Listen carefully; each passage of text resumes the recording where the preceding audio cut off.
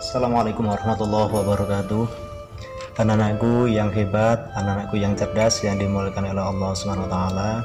Marilah saatnya kita belajar dengan Pak Mustaqim di pelajaran akidah akhlak. Di sini kita sudah sampai di bab yang ke-6, yaitu amalan hangus gara-gara status.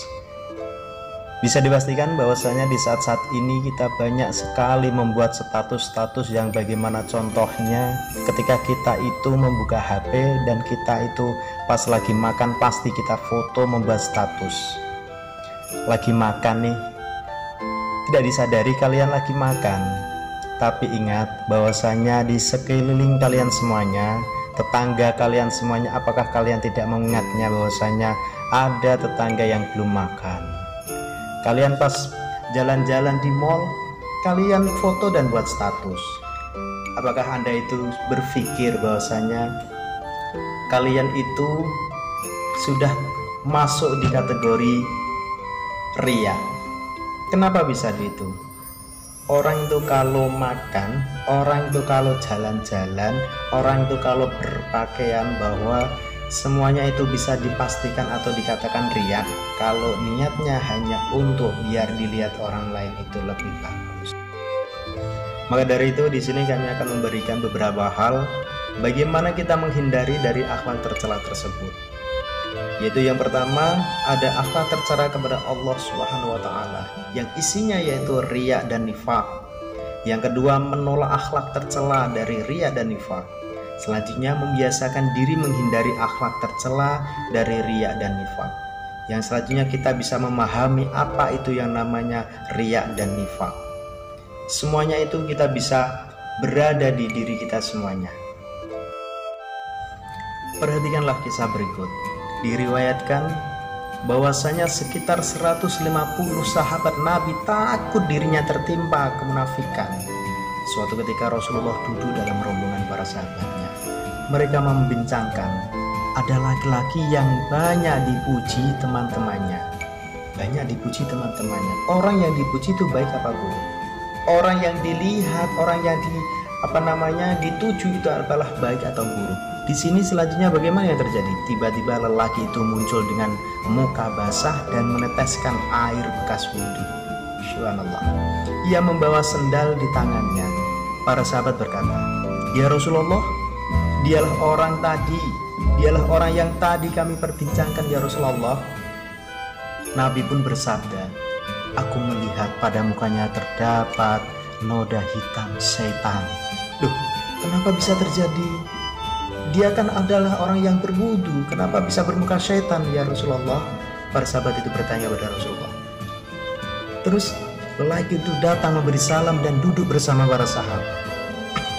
Nabi bertanya, apakah Anda berbicara pada diri sendiri waktu Anda muncul tentang sahabat-sahabat Anda, bahwa tiada sahabat Anda yang lebih baik daripada Anda? Lelaki itu menjawab, iya benar ya Rasulullah, ini benar ya Rasulullah. Rasulullah berdoa, ya Allah, aku mohon ampunan kepadamu tentang apa yang aku lakukan. Aku memohon ampunan kepadamu ya Allah apa yang sudah pernah aku lakukan ya Allah, tentang apa yang aku ketahui dan tidak aku ketahui. Lalu sahabat bertanya, apakah Anda punya kekhawatiran ya Rasulullah? Nabi menjawab, adakah yang membuatku merasa aman? Sedangkan hati ini berada di antara dua buah jari jemari Allah Ar-Rahman. Dia membolak-balikkan sebagaimana dia itu kehendaki. Bisa dikatakan Nabi merasa tidak aman dari perilaku seperti itu. Allah berfirman, dan jelaskan bagi mereka azab dari Allah yang belum pernah mereka perkirakan. Di situ diterangkan dalam surat Az-Zumar ayat 47. Anak sekalian yang dimuliakan Allah SWT, akhlak tercela itu sangat buruk sekali. Makanya kita selalu mencoba menghindar dari akhlak yang tercela. Akhlak ada yang baik, kita lakukan yang terbaik. Akhlak yang tercela, kita tinggalkan yang tercela. Apa itu akhlak tercela? Anak sekalian, Manusia sebagai makhluk Tuhan, makhluk Allah, telah dianugerahi berbagai nikmat, sehingga hal itu mengharuskan manusia untuk bersyukur kepadanya. Caranya bersyukur adalah dengan menjalankan perintah dan menjauhi larangannya, yang diwujudkan dalam beberapa akhlak terpuji terhadapnya. Kita melakukan sholat wajib, melakukan kebaikan, yaitu melakukan amal-amal soleh, dan juga kita selalu berbuat baik kepada kedua orang tua, guru, dan juga sesama. Kebalikannya adalah akhlak tercela, akhlak mazmumah, yaitu perbuatan yang menyimpang dari ajaran Allah, yang senantiasa akan berdampak negatif baik bagi pelaku maupun bagi orang lain. Di antara akhlak mazmumah yaitu riya dan nifaq. Apa itu riya? Riya dalam bahasa Arab itu artinya memperlihatkan. Ar-ru'ya, ro'yun, riyaun, itu memperlihatkan, mamer, pamer. Secara istilah yaitu memperlihatkan, mamerkan sesuatu kepada orang lain, baik barang maupun perbuatan baik yang dilakukan, dengan maksud agar orang lain itu dapat melihatnya dan memujinya. Contoh, seumpama Anda itu berjalan melakukan megol ngalal ngidul, itu biar kalian itu dipuji, dilihat, itu namanya riya. Kalian bermake up yang seharusnya itu tipis sudah cukup, tapi kalian tebalkan biar orang itu memuji, itulah riya. Kalian berpakaian satu cukup, tapi kalian malah double banyak sekali, itu namanya juga riya. Ada lagi yang hampir mirip sama riya, itu apa? Sum'ah, yaitu berbuat kebaikan agar kebaikan itu didengar oleh orang lain dan dipujinya. Seneng gak kalian kalau dipuji? Seneng gak kalian kalau dipuji? Oh, kamu hebat, luar biasa. Itu perlu tanda tanya, apakah dia itu hanya memuji atau bukan? Tapi seharusnya kita itu kalau dapat pujian itu yang pujian yang luar biasa, kita hebat, kita kuat. Di hati kita sendiri, jangan mengharapkan orang lain untuk memuji kita semuanya. Walaupun kebaikan itu berupa amal ibadah kepada Allah. Orang yang sum'ah dengan perbuatan baiknya berarti ingin mendengar pujian orang lain terhadap kebaikan yang ia lakukan. Dengan adanya pujian tersebut akhirnya bagaimana? Masyhurlah nama baiknya di lingkungan masyarakat. Dia itu loh sangat hebat, dia itu loh sangat kuat, dia loh luar biasa. Padahal itu isinya jangan riya. Dengan demikian orang yang riya itu berarti juga sum'ah, yakni ingin memperoleh pujian dari orang lain atas kebaikan yang dilakukan. Di sini sabda Rasulullah SAW, "Man sami'a sum'allahu bihi wa may yura'a yura'illahu bihi." Artinya bagaimana? Barang siapa berbuat baik karena ingin didengar oleh orang lain, maka Allah akan memperdengarkan kejelekannya kepada orang lain pula. Dan barang siapa berbuat baik karena ingin dilihat oleh orang lain atau riya, maka Allah akan memperlihatkan kejelekannya kepada orang yang lain itu. Hadis Bukhari. Ada juga firman dalam surat An-Nisa ayat 142. Bismillahirrahmanirrahim. Innal munafiqina yukhadi'una Allah wa huwa khadi'uhum wa idza qamu ila sholati qamu kusala yura'una an-nasa wa la yadhkuruna Allah illa qalila. Yang artinya kurang lebih, sesungguhnya orang-orang munafik itu menipu Allah dan Allah akan membalas tipuan mereka. Dan apabila mereka berdiri untuk sholat, mereka berdiri dengan malas. Mereka bermaksud riya dengan sholat di hadapan manusia. Jadi bisa diingat, dipastikan, kalian sholat itu karena siapa? Bisa jadi kalian pas sholat ketika ada seorang laki-laki lewat. Ini perempuan semuanya ini ya.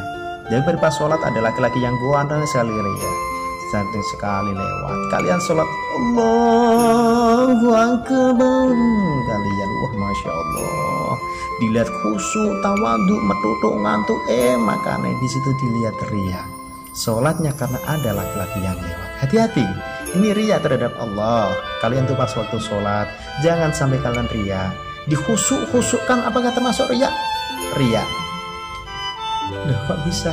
Kan harus khusyuk, tapi jangan terlalu kalau dikhusyuk-khusyukkan, dikhusyuk-khusyuke, diapi-apike, disuwek-suweke, itu namanya riya. Masya Allah. Terus bagaimana bisa terjadi?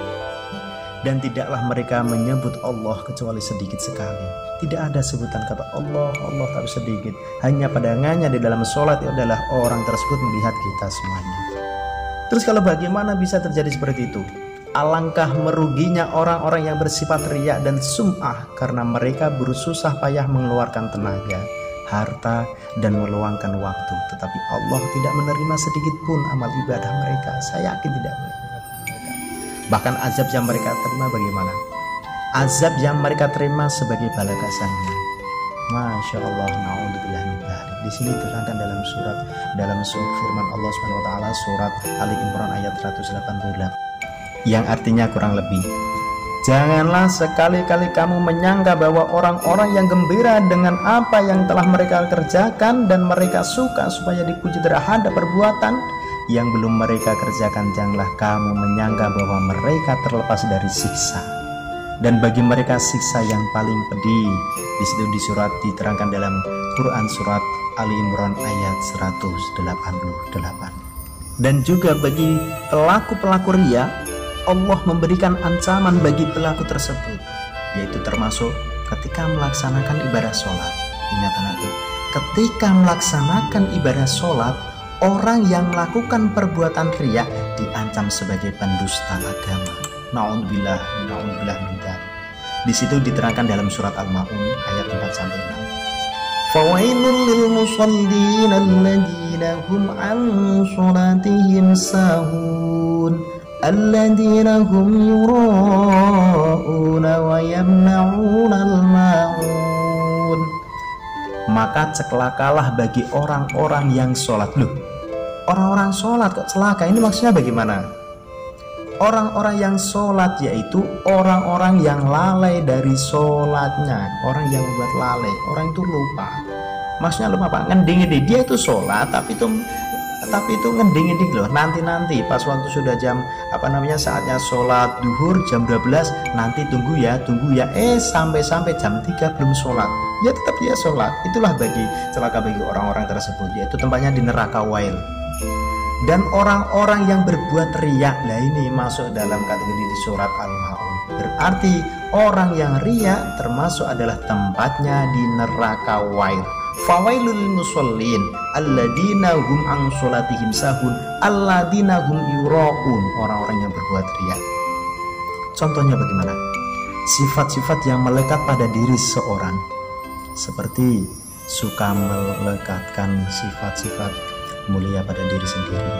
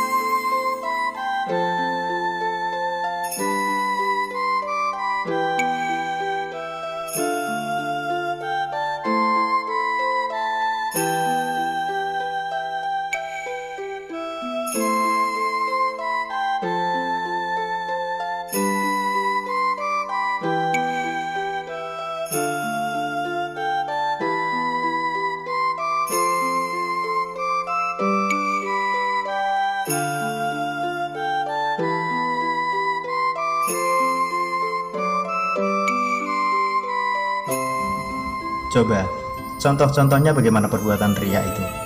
Yang pertama, dengarkan ya. Sifat-sifat orang yang melekat pada diri seseorang. Itu contohnya. Seperti suka melekatkan sifat-sifat mulia pada diri sendiri.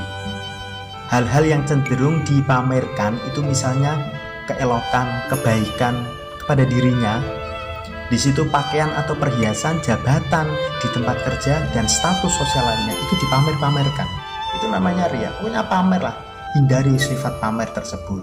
Makanya kalian jangan suka pamer, riya, pamer. Itu juga seorang yang menyantuni anak yatim terhadap banyak orang dengan maksud apa? Agar ditayangkan di TV atau radio. Lah ini saya juga Masya Allah, hati-hati kalau memberi. Orang memberi itu baik tidak? Baik. Tapi kalau kalian memberikan di orang lain, seperti kalian tuh menggunakan semua anak yatim, kalian orang kaya, ngundang anak yatim 100 dikumpulkan semuanya, gitu. Kalian memberikan ini makanan, ini uang, ini itu semuanya kalian berikan. Tapi itu tujuannya untuk riya, biar dilihat tetangga kalian itu, wah itu loh orang si A luar biasa sekali, orang si A itu loh sangat memberi dermawan sekali. Itu harusnya itu jangan. Kalian tuh dapat pujian itu baik, tapi aslinya itu buruk anak-anakku sekalian. Bayangkanlah, Rasulullah mengajarkan kita, ketika tangan kita memberi, jangan sampai tangan kiri itu tahu. Ketika tangan kanan ini memberi, jangan sampai tangan kiri tahu. Ketika tangan kiri memberi, jangan sampai tangan kanan tahu. Ya, bagaimana caranya kita itu biar terhindar dari sifat riya lah. Mencoba kalau kita memberikan, ya kita cari bagaimana orang-orang itu biar tidak tahu. Sementing kita itu mau ngasih sesuatu pada orang tersebut. Contoh semua kalian itu memberi uang seumpama memberi infak pada orang lain 1 juta, ditulis, ditaruh di amplopnya, tulis 1 juta untuk fakir miskin, tulis nama besar si A, wah dibeberkan. Itu riya enggak? Percuma, tidak ada pahalanya orang yang memberi karena riya. Tulis saja di situ hamba Allah. Hamba Allah tidak tahu semuanya. Itulah yang penting, kalian itu memberi ikhlas, jangan diungkit-ungkit lagi. Beda lagi kalau kalian itu memberi, gitu. Saya ikhlas, ini dilihat ikhlasnya dari mana? Setelah kalian memberi, kalian pulang, diceritakan saya toh tadi memberikan kepada si A itu 100.000, saya memberikan si B itu 500.000. Ini dibicarakan di tetangga, ini namanya riya juga, saudara. Anak-anak sekalian dimuliakan Allah SWT. Mari kita senantiasa menghindar, menjauh dari sifat riya. Kita sudah mendengarkan bahwasanya alladzina hum yuraun, orang yang berbuat riya itu adalah neraka. Semoga kita terhindar dari semua. Terima kasih. Mungkin pembelajaran di saat ini adalah di model daring ini bersama Pak Mustaqim. Apabila ada kesalahan, mohon maaf yang sebesar-besarnya. Tugas untuk kalian adalah simpulkan dari cerita yang kami sampaikan, tulislah bagaimana akibat buruknya orang yang mempunyai sifat riya. Bagaimana akibat buruk orang yang mempunyai sifat riya. Yang kedua, bagaimana cara kita terhindar dari sifat riya. Jangan lupa, terima kasih, dicatat, ditugas nanti dikumpulkan melalui classroom ya. Terima kasih. Assalamualaikum warahmatullahi wabarakatuh. Sukses untuk kita semuanya.